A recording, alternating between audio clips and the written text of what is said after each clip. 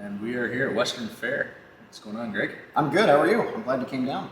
Thanks for having me out. Just had a nice lunch. Yep. We went to the casino for a bite to eat, and you had the burger. I thought you'd be ready for a nap. I tried to order a salad. You did do that. They told me that the romaine lettuce might kill me, so I had my burger. And you went to the alternative. Yeah, it was tasty. 777. Yeah. So I've been making my rounds around here. I was with Mark Horner yesterday, and get out to the Raceway today. Yeah. I just moved back to London, so I'm loving being here. It's nice being back in town. You've been doing quite a bit of stuff with Greg Blanchard and Joe Dales with the marketing stuff here at Western Fair as well. So that's great. What brought you to London? I went to school here. Loved it. Loved the city, and I was talking to my wife, and Toronto was nuts. So we're looking at trying to buy a place, and Toronto was just insane. It was like $500,000 for a one-bedroom apartment. Yeah. We've got 2 kids. It's like, that's not going to work. That's not going to work, is it? So we looked elsewhere and ended up out here, and so this is our spot, and we're happy to be in town. I don't know about the snow.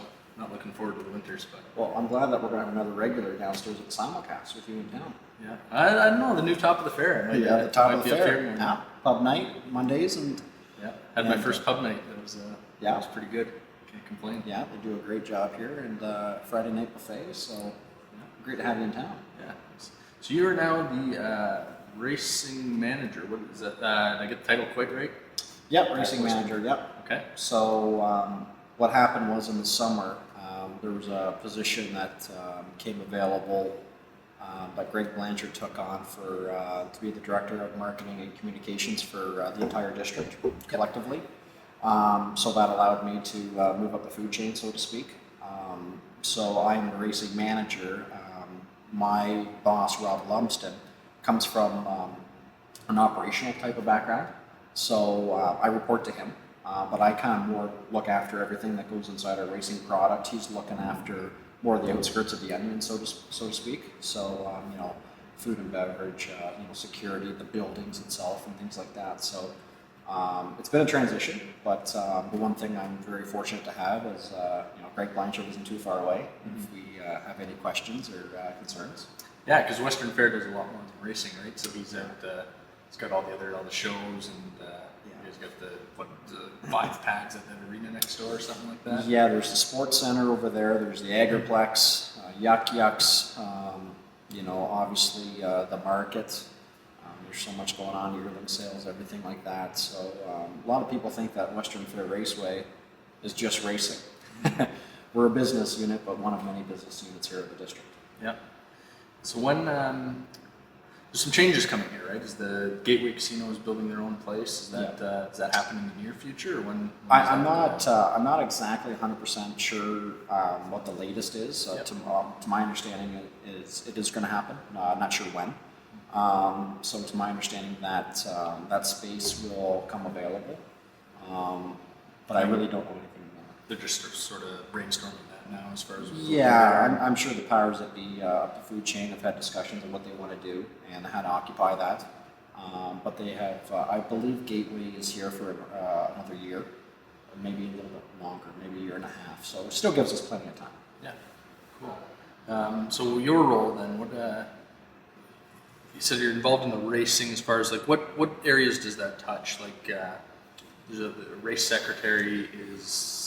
Yeah, so is that in-house? Is that out-house? That's out-house. So Ian Fleming, based out of Clinton, years ago developed the Central Race Office, where he oversees the draws for numerous of Ontario tracks. So he does Clinton, Hanover, Flamborough, Georgian, Leamington, Sarnia, Dresden, etc. So I believe the only 3 tracks he does not do is Kawartha, Mohawk, and Rideau Carleton. Okay. So that's outhouse, and then in terms of my position here on a day-to-day basis, anything to what goes inside the program, people in the paddock, wagering, so mutuals, tote, TV production, anything that you would think of that probably goes into our live racing product would kind of be administered through me and of course Rob.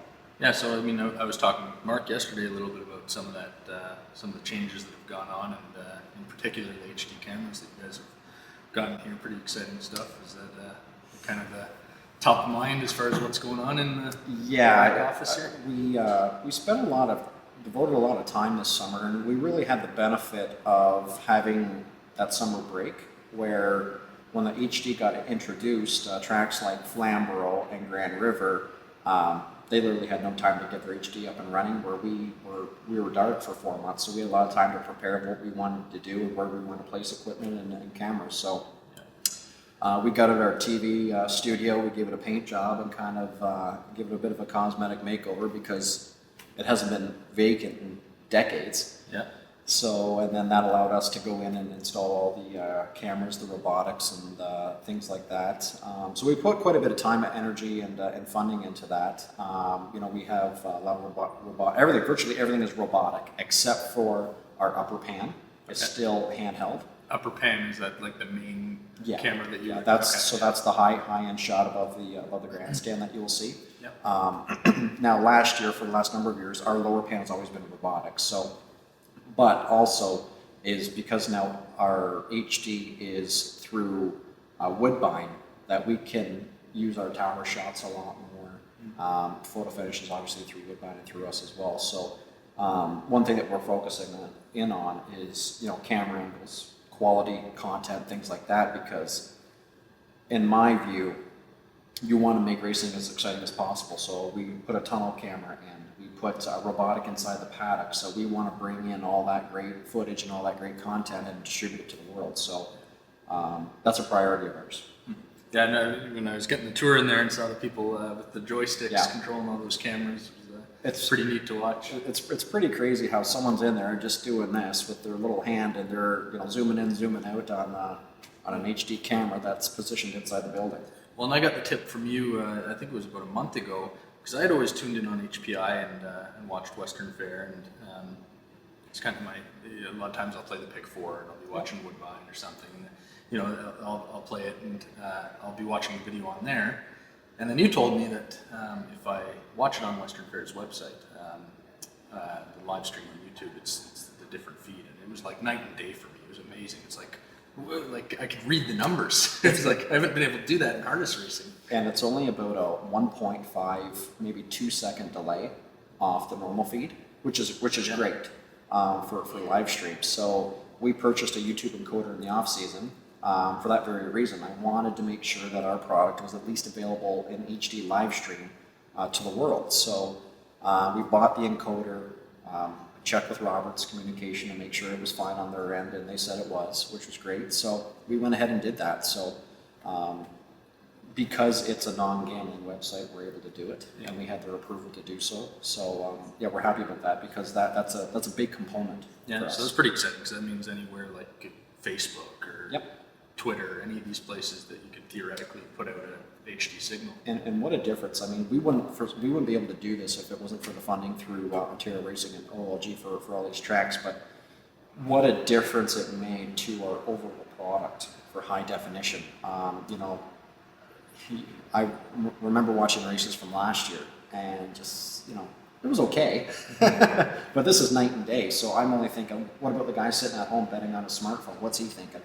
This is like you're at a football game type of thing. And I think it's only going to get better over time because we're continuing to upgrade, invest, improve as any organization should. So I think you're going to see, especially the tracks in Ontario, look at different camera angles. How can we incorporate and bring out the excitement of racing? It's not just your traditional upper pan, lower pan. I want to bring in more tower shots. I want to bring in maybe a cable cam from the inside.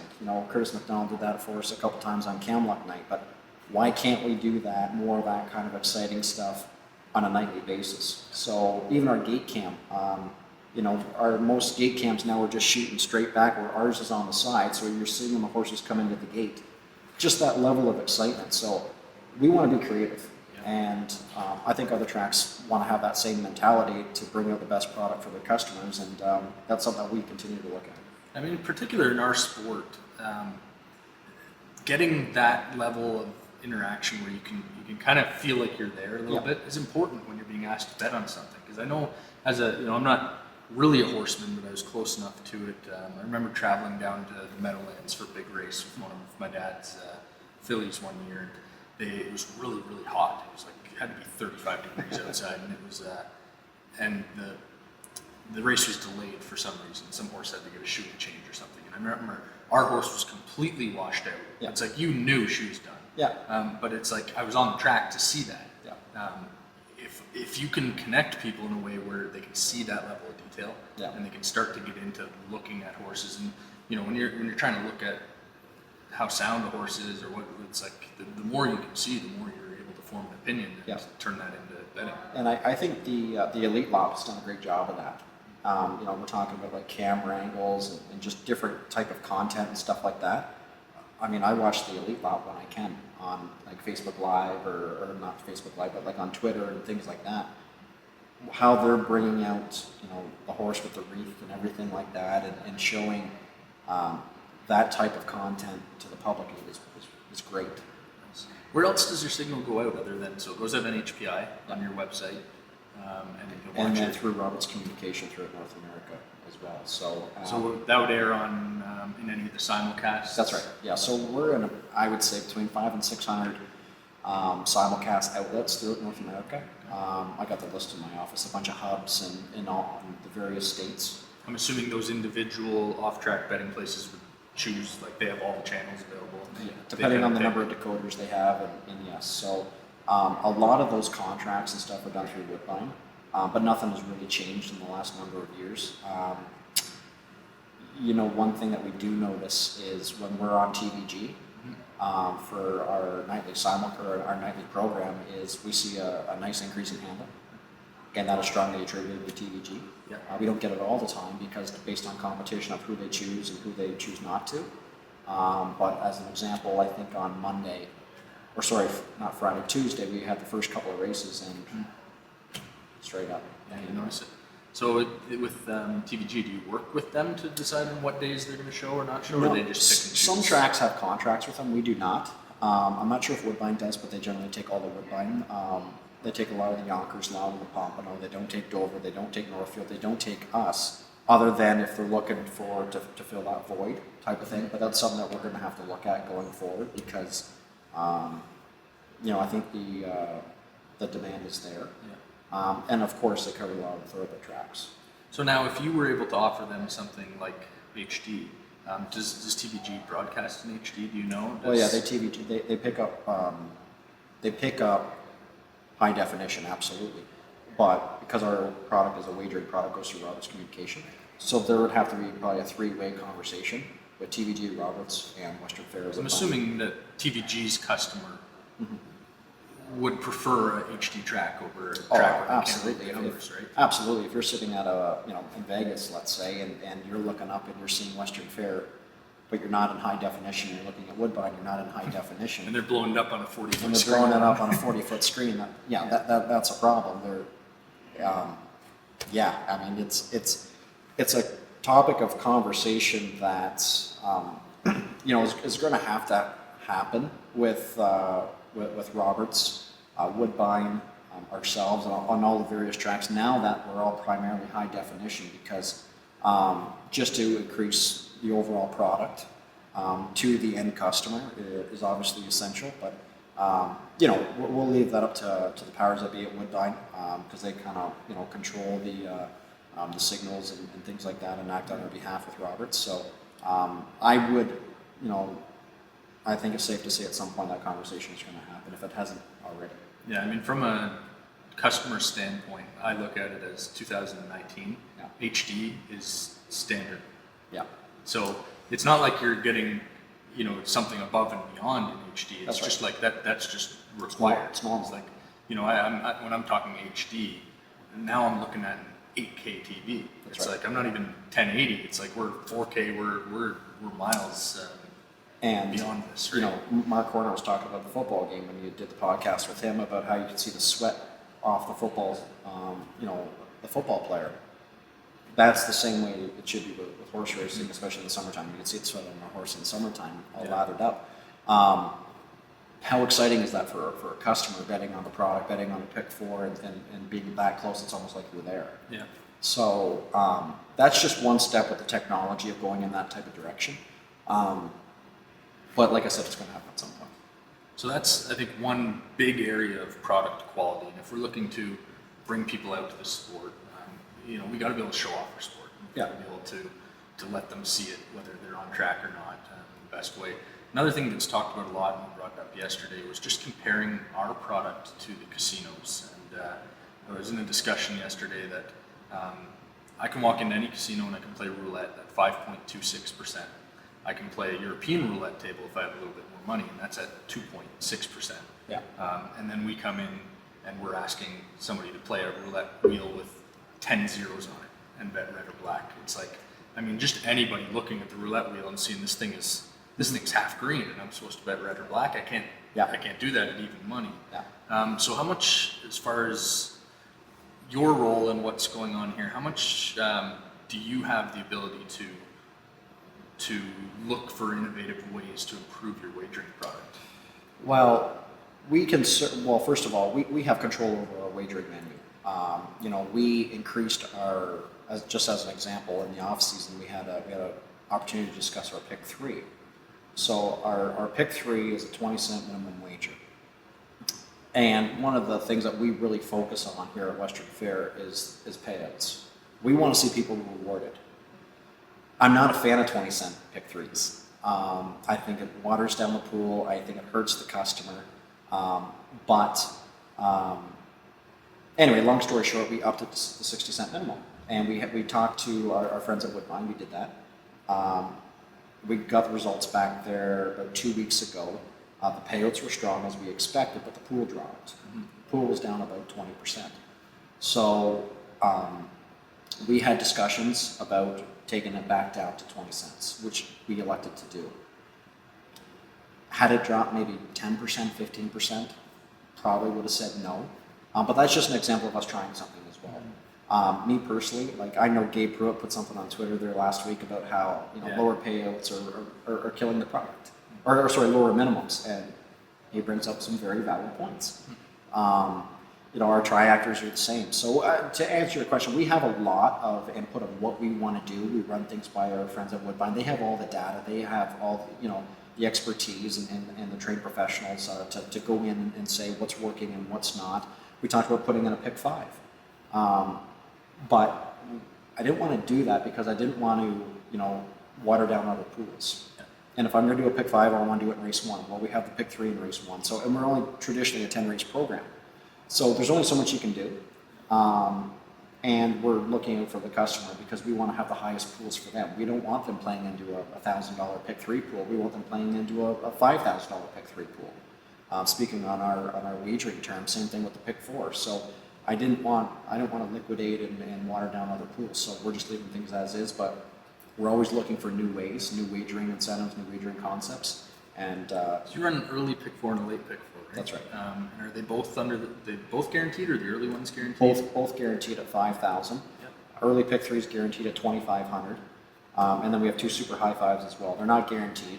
Races 6 and 10. So we on every single program we have 3 guaranteed wagers, which is very strong. It's very good for a track of our stature in the marketplace because a lot of tracks don't have that.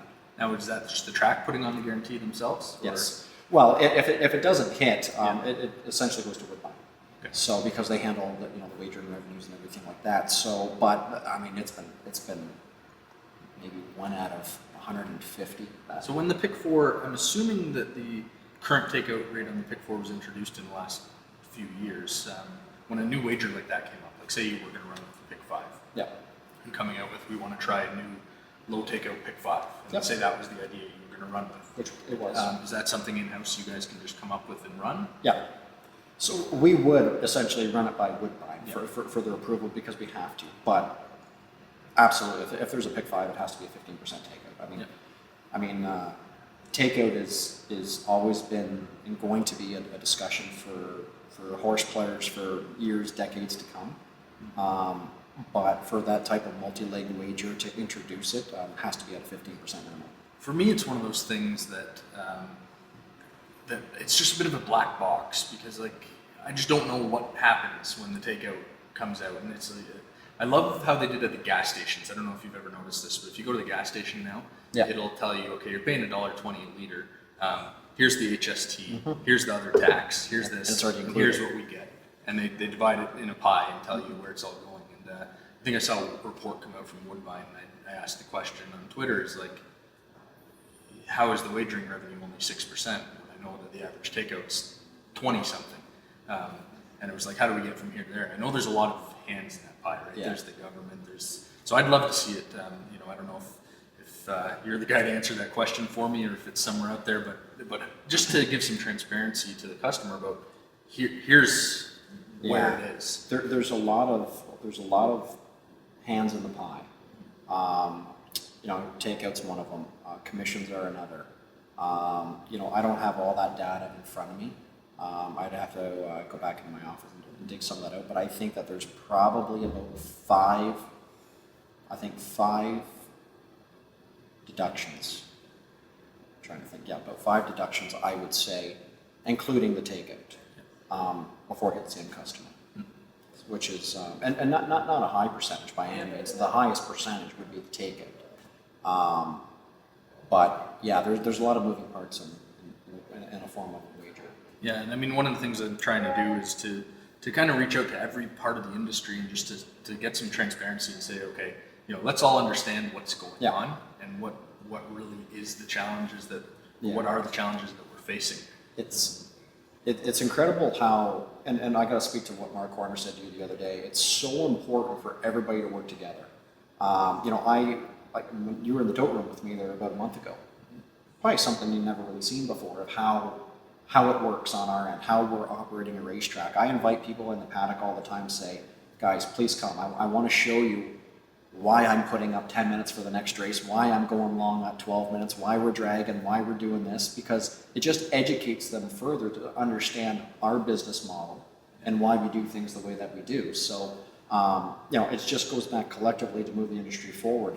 Everybody has to work together. Everybody has to really understand how many moving pieces there are and be knowledgeable of all those moving pieces. So from track operators to breeders to trainers, to the end customer, everybody has to understand why people do the things that they do and be knowledgeable on that and treat it with a glass half full instead of a glass half empty. It's always easy to be negative if you're having a bad week, handles down, the horse race is bad, everything like that. But in the grand scheme of things, looking at us as an industry in the province of Ontario, I think we're doing very, very well collectively.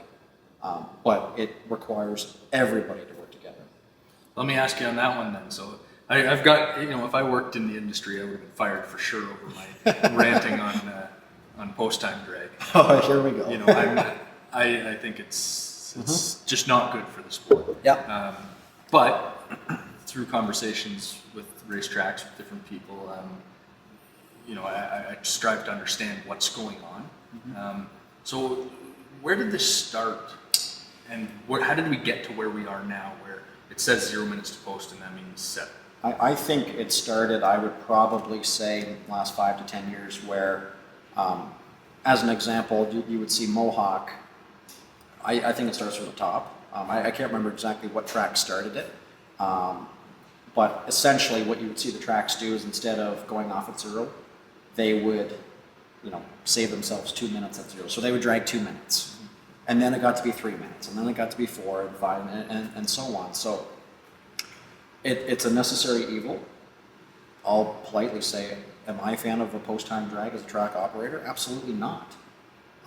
If every track went off at 0, I'm all for it. I think it's great because in the long term, that's what needs to happen. I don't even think this is a short-term fix. It is a necessary evil for a track operator to do. Well over probably 70% of our wagering comes in after 0 minutes.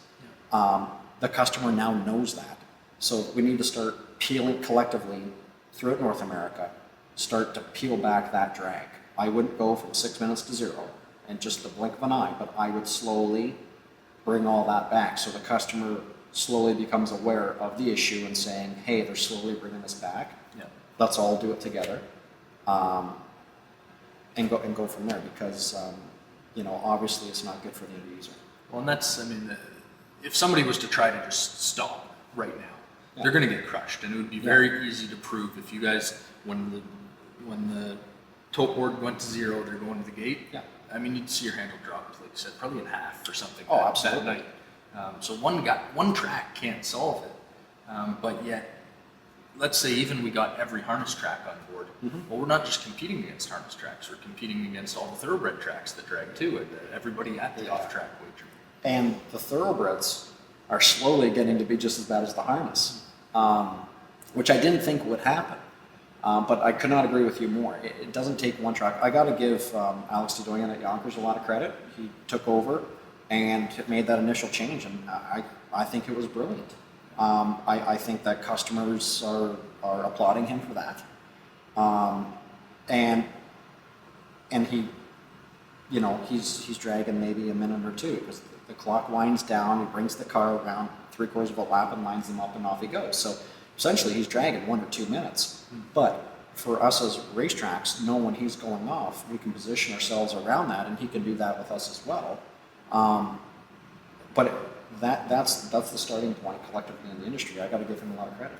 I think that the move towards wagering on the internet has made it worse in that it used to be if I went to an off-track wagering place, I'd see all the TVs on the wall, and I can kind of see when they're starting to load the gate at some thoroughbred track, or I can see when they're getting close. Now, when I'm on my ADW, I'm on HPI or whatever I'm using, I'm looking at a list of 20 tracks, and who's hanging 0? Because that's the one that I'm going to, if I'm impulse gambling, that's what's going to happen. And I think that there's a lot of people out there that are betting like this. And it's such a chess match. Like I said, you were at the tote room with me about a month ago, and it's such a chess match. I treat every night like a chess match because you're trying to position your track away from everybody else. So you're not just trying to position yourself, but you're also trying to predict when they're going to go off. So you have to virtually know how much every track drags, when they post parade and things like that. Like there's so many scenarios per track that I know in my head of what they're going to do for their first race compared to their 5th or 6th. That just comes with experience. So I know where I need, I know where I need to position myself as a racetrack to have most eyes on me for the most amount of time. Yeah. If that means me putting up 6 minutes or 7 minutes or putting up 12 minutes, it's just something that we have to do. But I don't like doing that. But like I said, it's just trying to get time to yourself. I think we're sort of in a position where nobody's going to be able to solve this one on their own. That's it's right. going to be we're going to have to get people together. Yeah. And figure this out. And I think it starts with like I said, John Campbell when he took over his position from Tom Charters of the Hamiltonian Society with United Rules throughout North America. Brilliant. It was just something that has to happen, and obviously a lot of moving parts, but certainly going in the right direction. That type of concept needs to be applied, I think, throughout racetracks throughout North America. Yeah. Because I think long term, it's the betterment of the sport for everybody, for us as tracks, for the customers, for the people racing their horses at nighttime. Yep. I think it's something that's going to be looked at.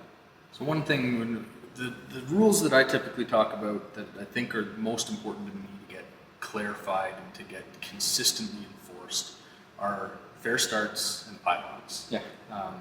And I'm personally of the opinion that the fair start pole just needs to be rethought completely, because the problem is we punish people who come on track.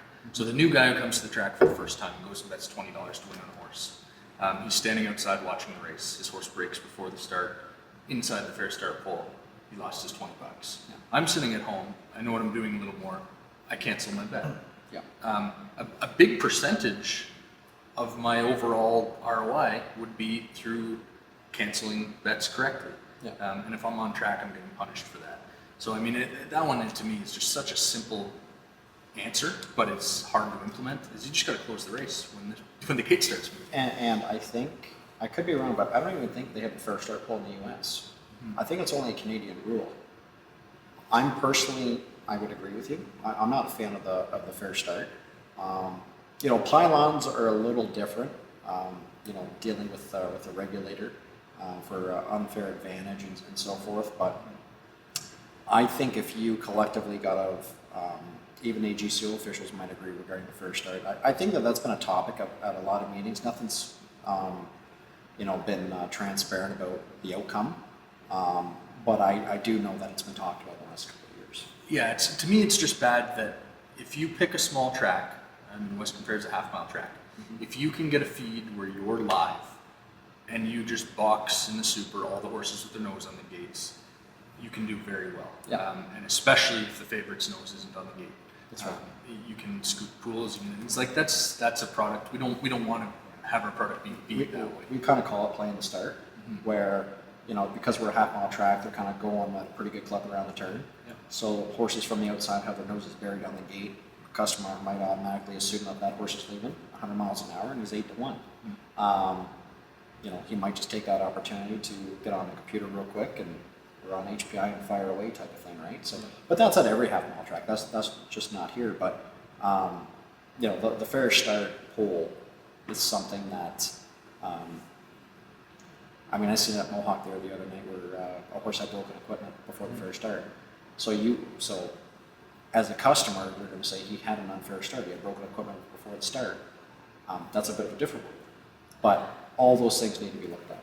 Yeah, the one that I always ask drivers about, I love to ask this question because the one thing that I hate most about that rule is it puts the driver in an impossible spot. Yeah. If his horse breaks and then lands back on the pace or whatever, and he's right at the cutoff where he can make the fair start pole if he tries or not make it. So now he's got to ask to choose between the better, who still wants him to try, because I've seen horses win from back there. It does happen. Or it's like the better or the owner. What are you doing here? What do you want to do? And the AGCO officials generally will side for the customer, which I can't blame them. I can't blame them whatsoever. We had an incident there on Friday. A horse by the name of Schrader Hanover. He made a break before the fair start pole. He caught the field well before the quarter. He finished 6th, passed a couple of horses, but I think he was only a couple of lengths from finishing 3rd. Yeah. So they put up a picture of him where the fair start pole is, and they deemed he was just outside of it. So they refunded the horse, which was fine. I looked at it, and to me, it was a coin toss. I said, he could have been inside. And I looked at it from a different angle and said, yeah, he could have been inside, but they elected to refund the horse. I don't have a problem with that because I don't want to hurt the customer. Yeah. That's my take on that. I think a lot of times it's just people just want to know what the deal is, and that one's pretty cut and dry. It's an easy rule to know what the rule is. It's like, okay, they're going to show a picture if he's inside this pole or outside. Yeah. The one that's tough for me, particularly in relation to what we're talking about with HD standard definition cameras, is the rule about pylons, because there's sort of an unknown decision on if they touch the pylon, it can be considered that they didn't go through that pylon. And as a customer, that was just, it's like impossible to figure out. And actually, strangely enough, here at London, we get a lot of pylon violations in the first turn. My understanding of the rule is if you hit a pylon, you're not declared, it's not a fault because you hit it. It's when the you're wheel, not inside. When the wheel goes fully inside, 2 consecutive pylons, 3, whatever the case might be, then the AGCO officials are going to act on it. But strangely enough, we get a lot of those violations here.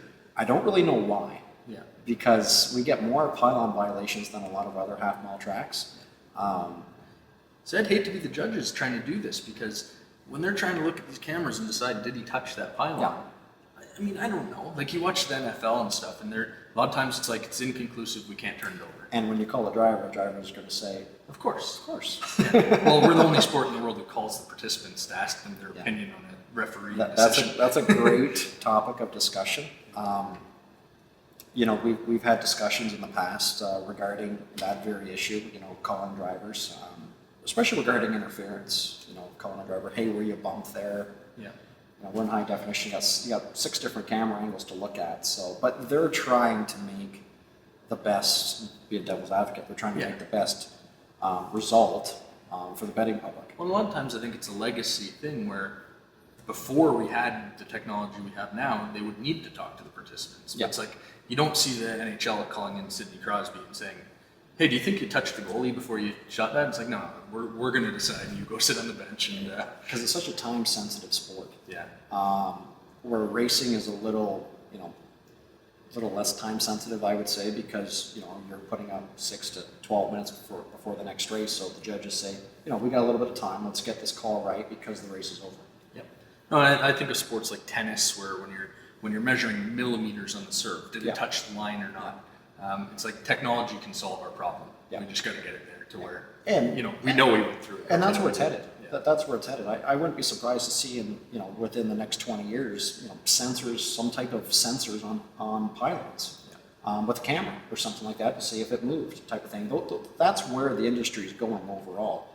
You'll probably see a type of camera by the photo finish. You're going to see, maybe helmet cams on drivers for whipping and stuff. Like that's the way that technology is going. You're obviously very innovative with the tech savvy stuff, so I'm sure you'll create all this for us. Okay, I'll get right on that. So we're talking about the product, whether it's the gambling side, the viewing it side. What about on track, as far as like what's Western Fair doing? And I know they just renovated the top of the fair. Like, how are we encouraging to get people out and get new people to the sport? So we are, as we approach Christmas season, we're in a bit of a different type of situation on a yearly basis compared to summer tracks, because we race primarily in the wintertime. So for us to say, hey, come on out on a hot July day to enjoy the races isn't going to happen in the middle of January. So actually, I'm glad that you brought up that question, because we have a new body helping us, Beth Saylor. She was working at administration over at the admin building, and she is taking on a couple more initiatives here with the Raceway of promotions. So she's going to be kind of in charge of, we're doing some ideas going forward about Super Bowl parties, the Kentucky Derby parties and things like that downstairs, to kind of revitalize that downstairs, which we're really excited about. It's a really cool bar area down there too. Cool bar area. I mean, we're at the mercy of the age of this building. It's about a 100-year-old building, so tough to maintain. However, top of the fair, massive renovation. Very proud about that. I think we're sold out well into January, mid-February, I think, with Christmas parties and stuff. So that's very very exciting. But downstairs is where we're going to have a lot of focus. Had some discussions with the AGCO regarding just some charitable, fun wagering things that we could do downstairs, not necessarily through HPI, but just kind of some unique instances where you don't have to understand the program, you don't have to understand horse racing. It's more raffle style type of thing, just to get bodies in the door and enjoy themselves and things like that. Obviously, Friday nights downstairs are relatively busy, but we pick up Wednesdays in January. So Monday, Tuesday, Wednesday are generally quieter days downstairs. So that's where we're going to have a lot of focus. Obviously, when we get into the summer months, the April, May, a lot more bodies come out because of the weather. Well, your signature race is always a big event here in Pact. Yeah, we're very proud of that, the Camelot Classic. So, I've just got a little sweat thinking about it. We're in December and we're talking about Camelot in May. So we're excited to have Beth give us a hand getting some more bodies in downstairs and things like that. She's super. That is a particularly tough challenge, because I think myself and a lot of my days at the racetrack are summers with my wife, and now I'll be bringing both my kids. It's like we go to a lot of those summer events. So to try to get me out in the winter on a weeknight, it's like I just got home from work. Yeah.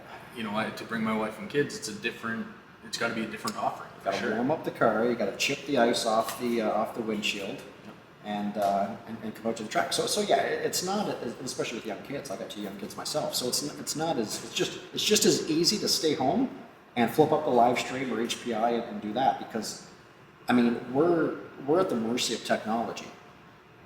When Simulcast was first introduced to North America, that did not help bring bodies to the racetrack.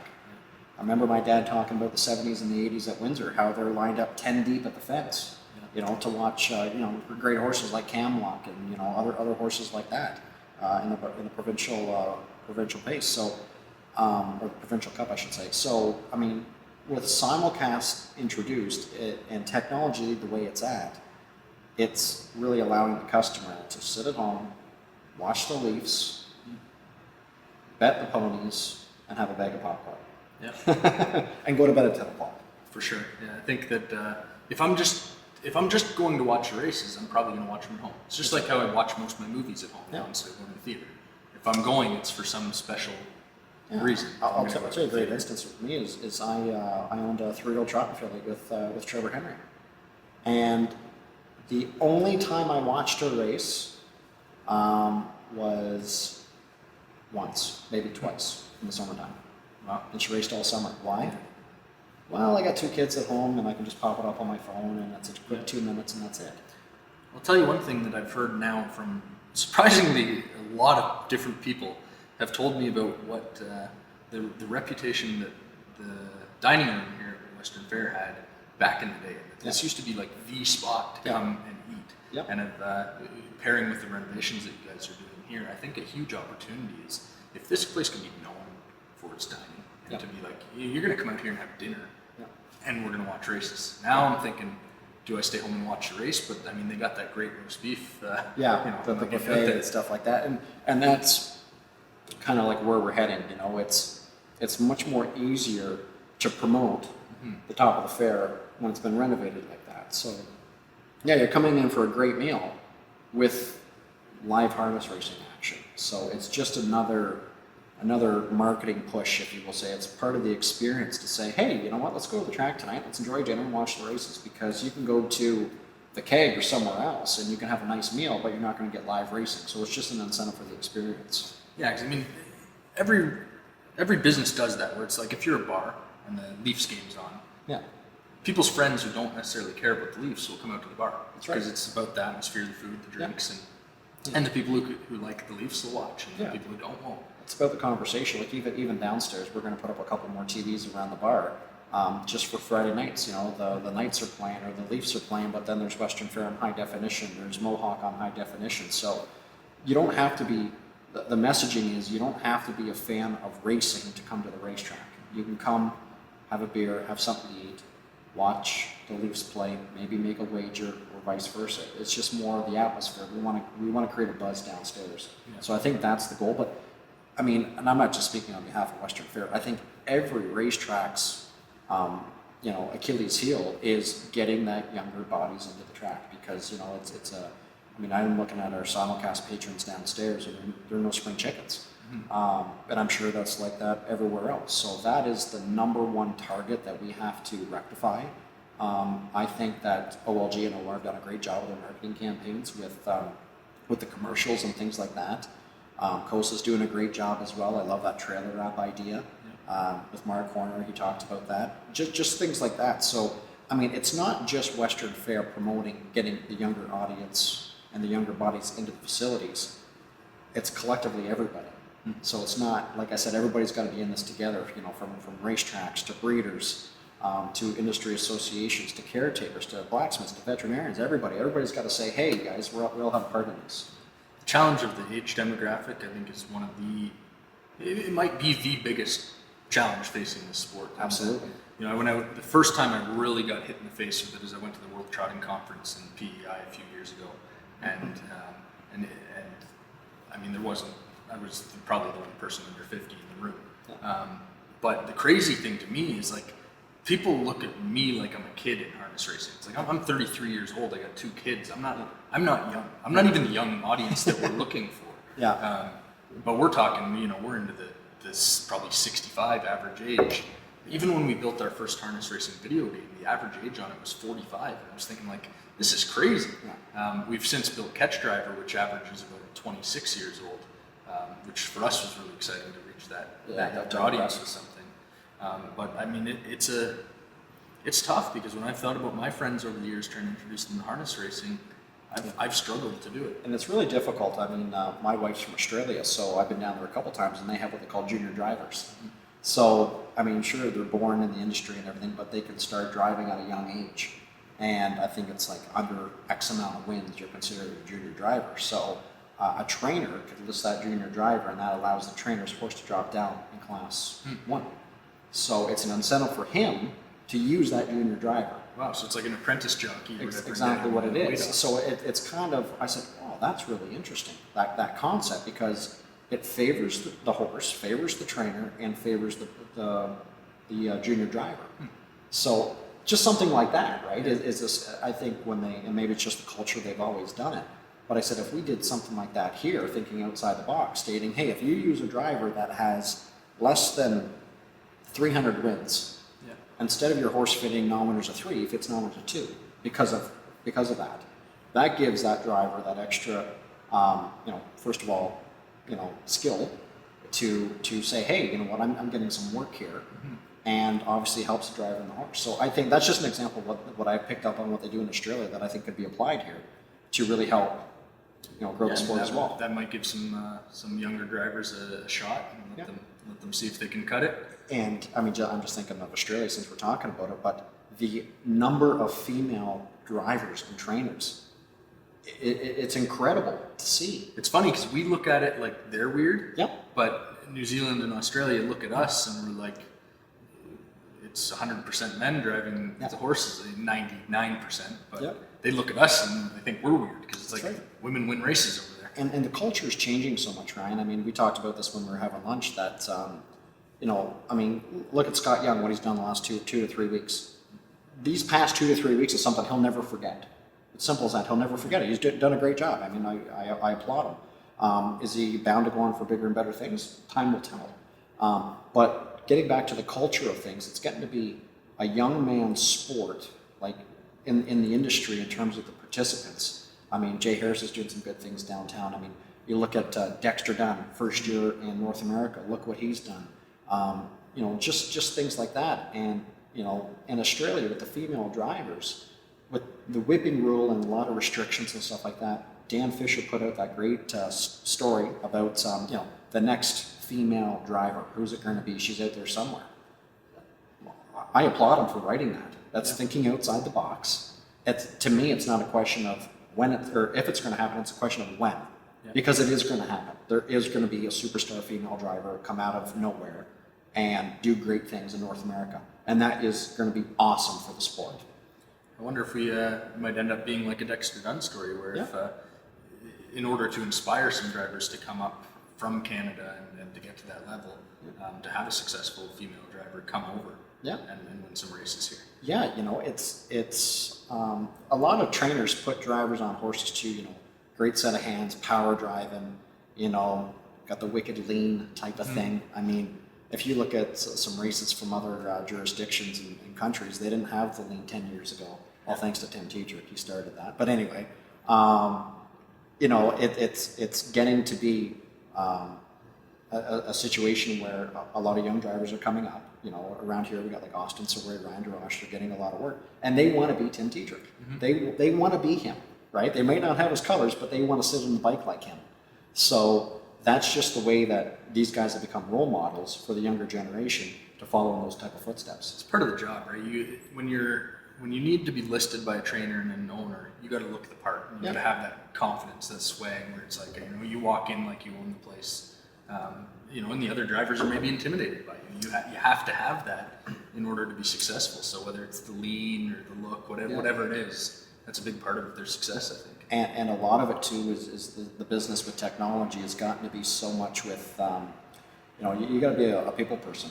I mean, you got to promote yourself. I mean, do you think Yannick Gingras, Tim Teacher got to where they're at by not promoting themselves? No, you got to make yourself available. And, good or bad, with an instance, let's say, you're the favorite of the North American Cup, you finish last. It's how you conduct yourself after that race is what kind of, where you set your bar at. Yeah. So all those things really go into, into discussion of somebody's resume. So I always say to people, drivers around here, I said, this is what I call Western Fair is a great stepping stone to go onto the WEG circuit.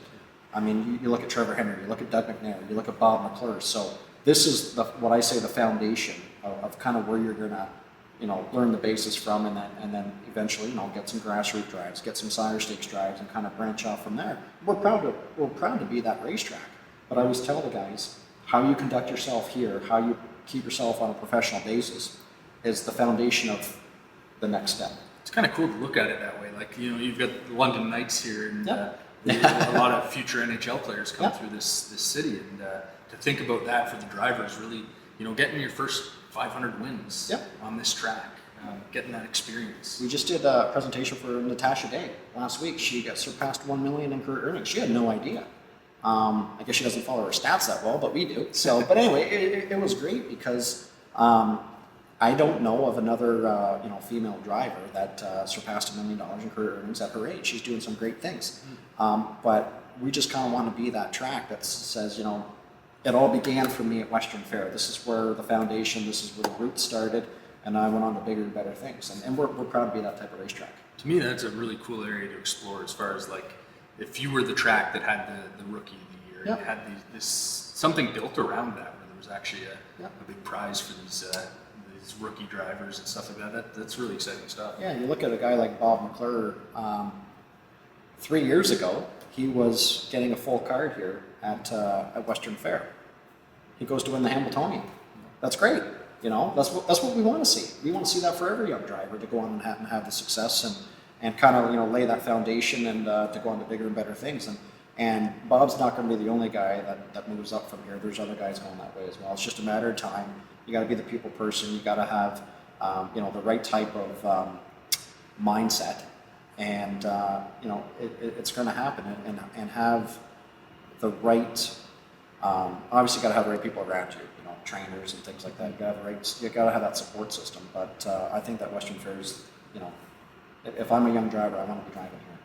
How many? What percentage of the drivers do you think are like trainer drivers here, or catch drivers? We got a lot more trainer drivers here, largely because we're more remote than Flamborough. Flamborough, because you're so close to Mohawk, you're picking up a lot of different guys. We get a lot of more trainer drivers from the Leamington way, the Dresden, the Sarnia way. So I would probably say that 20 to 30%. I would say probably on an average race, you would probably see maybe 2 to 3 trainers that drive their own horses, especially the older guys. It's got to be interesting from a handicapping standpoint as well, to just have so many different drivers then on a card, and you don't really know how races are going to shape up. Yeah, and that's one of the things that we really notice is, looking at the number of drivers in the program, especially here compared to Flamborough. We get a lot more drivers per card than Flamborough, because a lot of them are trainer drivers as well. So we could get 35 drivers listed on a program where Flamborough could get 20. Totally random thought, but I was just thinking about Hong Kong, because they have their big races coming up, and one of the things I'd love to bet when I'm there is you can bet on the jockey challenge, and you can bet which jockey's going to win. If you were to explore an idea like that, is that even something that would be allowed in Canada, and would it be pari-mutuel? I don't know the best way to go about that, because that's more of we talked about this. Greg Blanchard and I talked about this the other day, like prop betting. Yeah. Over under, but essentially it's sports betting. Yeah. So I don't think it falls under the pari-mutuel system. It's more of over unders, parlays, things like that. I think that goes back to what Jim Lawson was talking about last couple of months about sports gambling coming to Ontario. Fixed odds wagering, things like that. Those are, I think,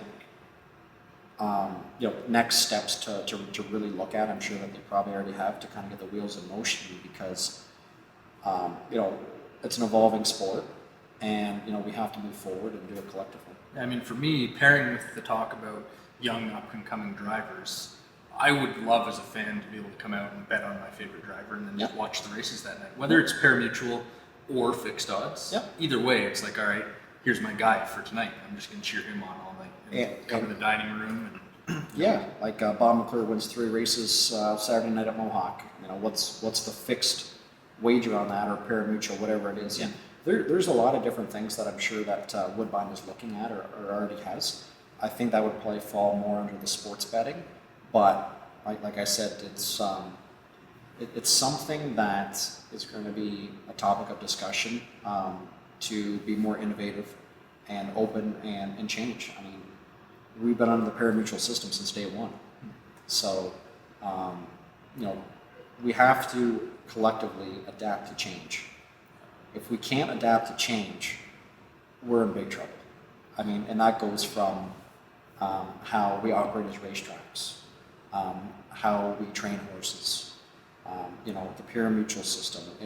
In any type of change, we have to look at it with a glass half full approach to say, hey, it's worth a try. If it works, great. If it doesn't, that's fine.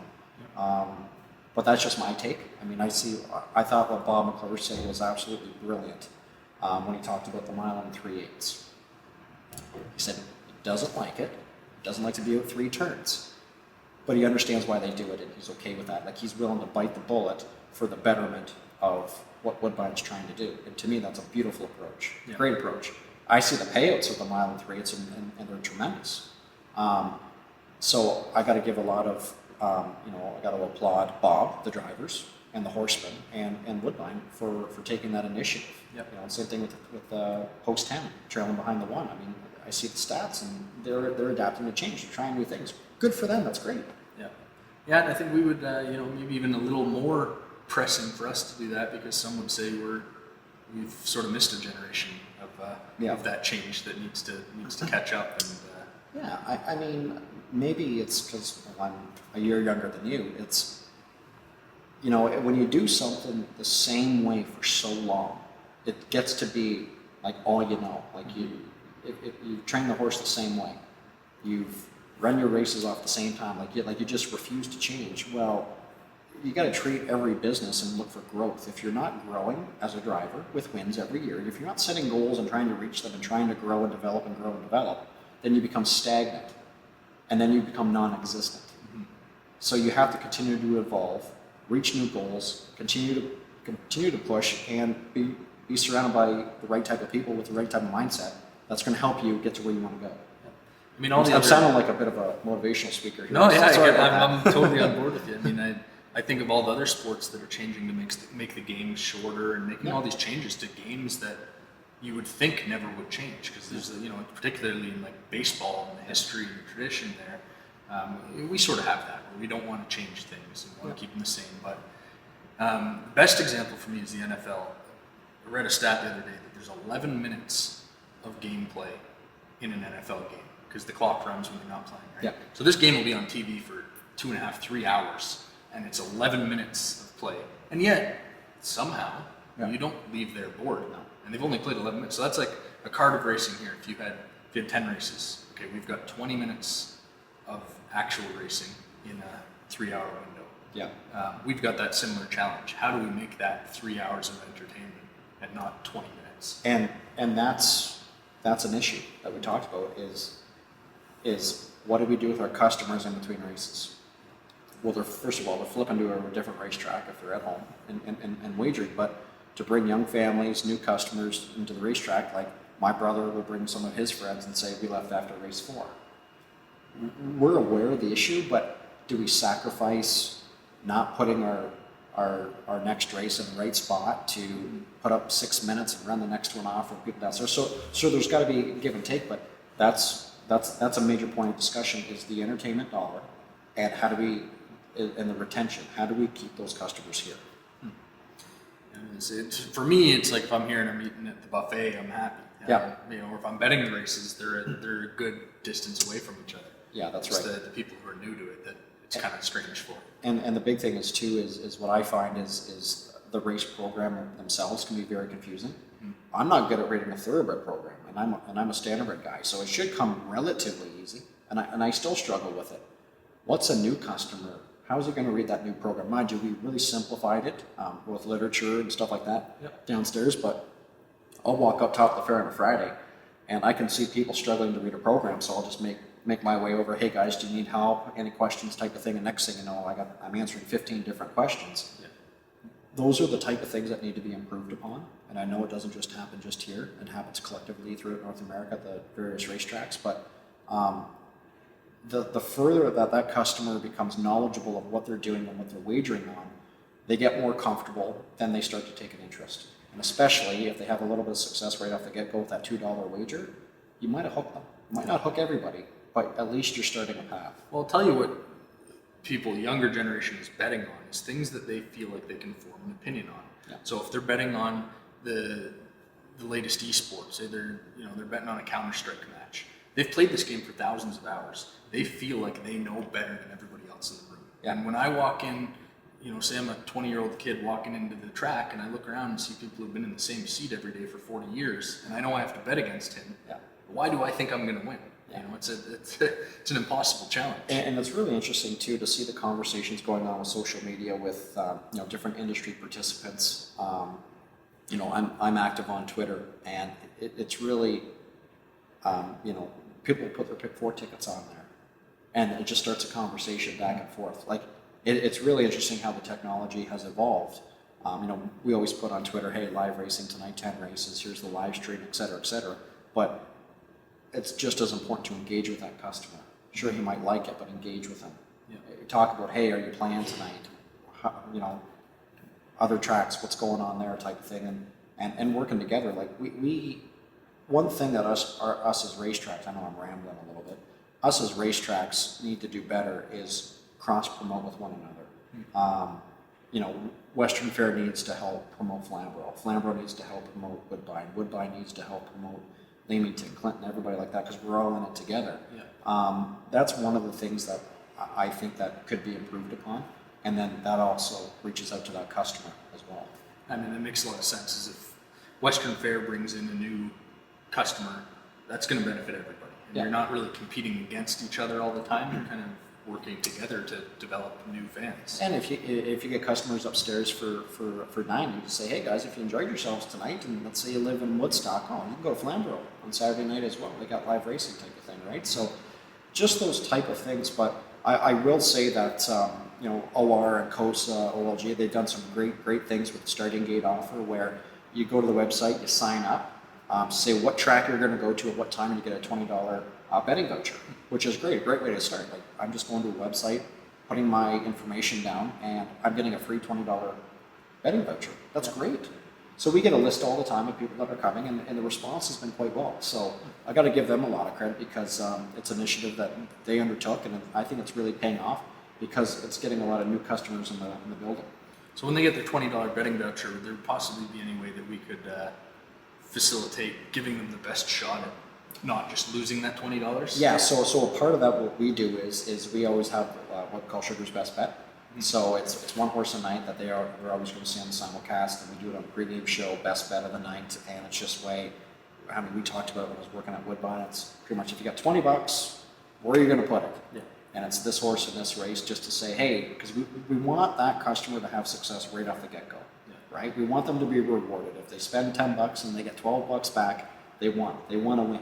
Yeah. So just to kind of, hook, line, and sinker. I mean, that'll go a long way, I think, to at least having a chance of keeping customers if they have that good first experience and they win something. Yeah. I know one thing I always do with my friends is we'll go to an off track, and there'll be 5 of us, and we'll put in a pick 4 ticket, and we'll do 1 horse each every race. And it's really fun, because if they lose, it's like, well, you didn't pick the winner. That's Too right. bad. That's right. But a lot of times we'll hit it. And we may or may not make money. A few times we've each gotten a few $100s, and it's been really exciting. And like, that's like group wagering, which is really neat, because we offer it up here. It's like a group bet where we have it where it costs $20, and one's a tri-actor box, one is a win, place, and show, and we kind of have that. So all it does, it costs a table $20. So you put in 5, a couple people put in 5, and off you go. But it's more the camaraderie. So what you guys are doing is about the conversation. Yeah, and it's fun for me, because it's like I always take the program last. So the person who, if it's their first time out, I give them the program, mark a horse in each race. Yeah.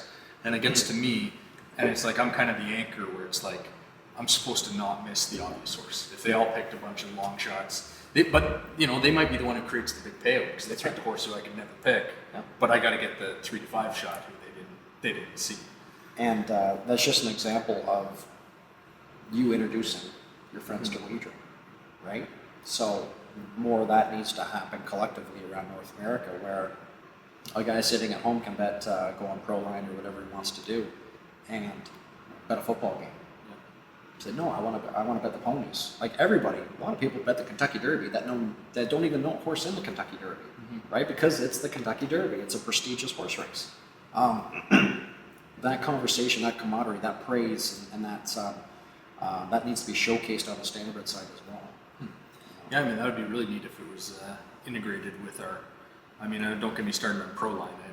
I complained about the number of zeros on a roulette wheel. So trying to beat a 30% vig, and I'm not going there. But Proline's a different story. That would be excellent if it was kind of integrated with sports betting, where it Yeah. you could bet it from every corner store kind of thing. That would be excellent. That would be, the way that technology is. And I mean, our governing bodies are a little bit different. Like when I was in Europe and even in Australia, they had betting terminals everywhere by the train stations and variety stores and things like that. So you would have to go for it to place a wager. That's based on their legislation. Ours is obviously quite different, but they can take advantage of that in terms of what they can do and what they can't do. Like I said to you earlier on the show, I think that sports betting is not a matter of if it's coming to Canada; it's a matter of when. And how is that look integrated with racing? That's the number one question. Who administrates it? Who facilitates it? Who regulates it? So, I mean, we're already an extremely highly regulated sport to begin with, but with that integrated, what does that look like? But that's a conversation for much more important people. So, changing gears, when's the best day to bring my wife and kids out to the track? I would probably say, well, you probably want to take in the buffet. Yeah. You let me know, and I'll try and get you a table. I'll have to put you on a waiting list. I'll put you on the waiting list. Okay, we'll find you something. Dinner for 4. You bring the kids? Yeah. Okay. Absolutely. How old's your little one? Just over a month. Just over a month. Oh, so how's the sleep? I'm okay. My wife. Okay. I wouldn't ask her that question, but no, she's amazing. It's funny. My daughter was up sick last night. Taylor, she missed school today, and I said, "Okay, great." So I'm having a little bit of a sleep in, if there's ever such a thing, right? So. Yeah. How old are yours? Taylor's going to be 5 in January. Chanel is going to be 2 in May. Okay. So a little bit older than yours, right? Just a couple of years ahead of me because I got a 3-year-old and a newborn. So. It gets easier. Cool. Well, no, the 3-year-old, it's a lot of fun. So she'll be starting school next year, and she's learning how to write. Is she learning to write, get the markers out? Yeah. Is she out of the Play-Doh stage yet? No. Okay, yeah. We got Play-Doh everywhere. Yeah. And Lego and magnetic things. And all the slime and all that stuff. The putty and, oh yeah. So you're similar to me. We're thinking about racing, but we're also... yeah, I'm thinking about the house and what the Play-Doh's going to look like when I get home. Yeah, nice. Well, I appreciate the time, and thanks for the conversation. Yeah, anytime. I'm glad to do it. Topics. I love the podcast that you've been doing. I watched Mark and Bob, and I'm looking forward to future ones as well. We'll be all over the map this week. I got a few more lined up. I like it. Appreciate it. Hey, man. Thank you, sir. Yep, thank you.